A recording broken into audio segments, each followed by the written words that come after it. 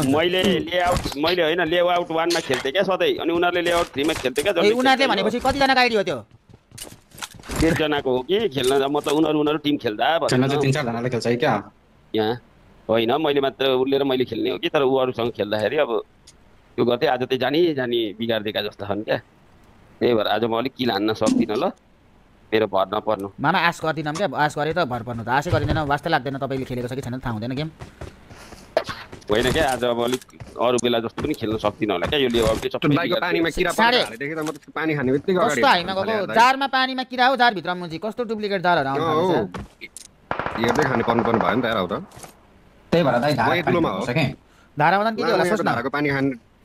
त्यही भनेको यहाँको धारा टाइफाइड भरमरी यहाँको धाराको पानी हान्यो भने त सिधै मुजी 2 दिनमै चिली म भाइ किन के हुन्छ त्यस वाच आउट पछाडीको भन्नु छैन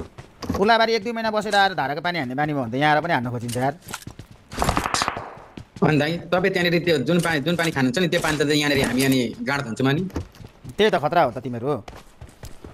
किनभने यतातिर दाइ धारा छ बालुवा हुन्छ हौ त्यो उयो धाराको पानीमा पनि कोही बेला त बालुवा हुन्छ होइन धाराको पानी फिल्टर गरेर खाएको राम्रो हो ताको पनि धाराको हुँदैन फिल्टर खानुपर्छ मेरो अगाडिको दुलोतिर आयो दाइ एकजना कभरमा जा नाइस त्यो एउटा स्पट सक्यो होला अर्को छ है त्यही भएर दाइ तपाईँ यहीँ बसेको भए हुन्थ्यो कि बुझ्नु भएन यहाँनिर अलिकति हेल्दी लाइफस्टाइल छ कि त्यहाँको भन्दा त्यहाँ बसेको भए यहाँनिर ओभर दाइ त्यहाँ बसेको भए एयर पोल्युसन पनि छ कि त्यहाँ बसेको भए अहिले कुन सुधार केन्द्रमा हुन्थ्यो मुजी म दाइ हो नि सक्यो होला हौ दाइ